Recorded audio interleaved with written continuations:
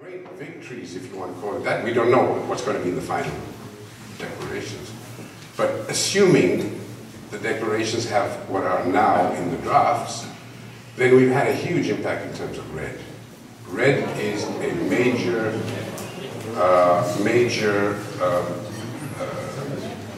achievement, I think, for IUCN. And I'm glad you like light, but I mean, you know, we've been in so much darkness for the last 2 decades.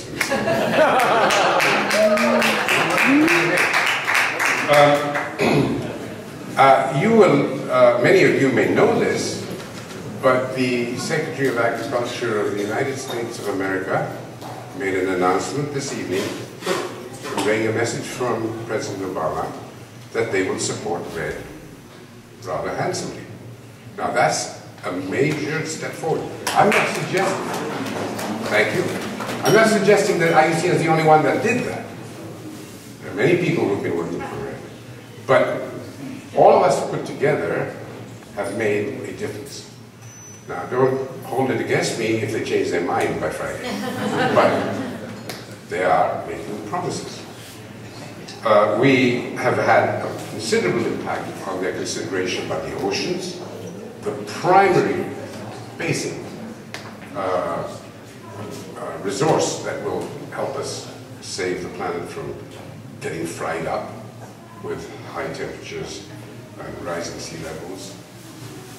We've had considerable impact on gender issues, on how the resources of this planet, particularly the living resources of this planet, cannot be managed without the inclusion of women in the decision-making process, the highest level. We're not talking about having them cut all the grass. We're talking about how they decide what should be done with each part of our planet.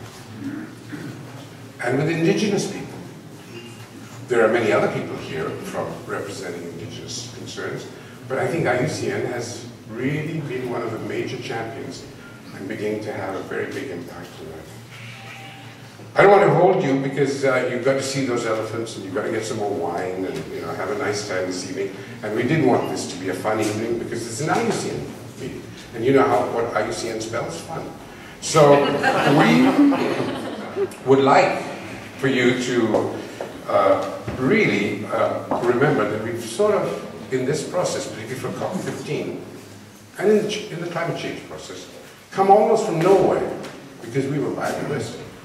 To show that biodiversity issues and mechanisms are central to finding solutions and are really, in fact, the cutting edge of where climate change is going to hurt most. How does climate change impact us? Sea level rise, yes. Glaciers disappearing, yes. But the second order effects are almost always through the living kingdoms. How do we get affected? We don't get food, we don't have water, that is the ultimate impact. And that's always through ecosystems, species, biodiversity, and habitats. I would like to really just wrap up by saying 2 things. One is that there was an amazing article in the Herald Tribune today, the International Herald Tribune. Did anybody read it? It said terrific things about IUCN. It was really recognizing our role, and the International Herald Tribune wasn't paid to do this. They know this. But the only thing they got wrong, which I thought was quite nice actually, but the only thing they got wrong was they said the International Union for the Conservation of Nature based in Gestalt. Now I wish. All I can say is I wish. Glory's okay, but we could have skiing every day, and we could meet the rich and the famous and everybody. But I'm not going to tell them to make that mistake because it's probably good for our reputation that we're making a difference. Now we come to the year 2010. The year 2010 is the year of biodiversity. The year when the Convention of Biodiversity will have its 10th COP. We're 5 years behind the other. There, every one of us is going to be really called on. And we can't start in September for an October meeting. We have to start now. What we've got to now do is bring to bear all our knowledge, all our science, all our passion. And also, there are different kinds of passions. One of them is caring and wanting to save the planet for each other and for our children. But the other one is the sense of outrage. My feeling is, how did we get into these messes if we really cared?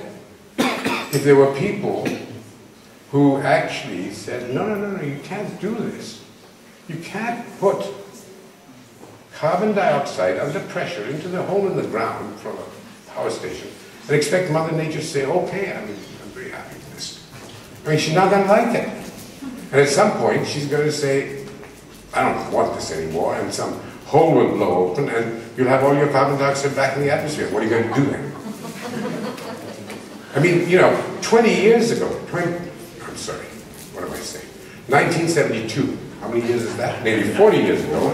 And then 20 years ago at Rio, governments, 160, 70 governments, signed a declaration of environmental principles in which they all subscribe to what is called the precautionary principle. You don't do things that could have an impact that you can't live with.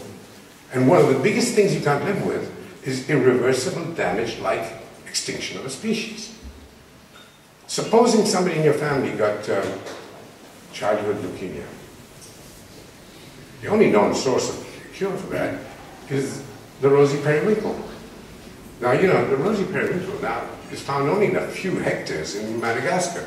Supposing it disappears, not supposing, it's going to disappear. What are you going to do?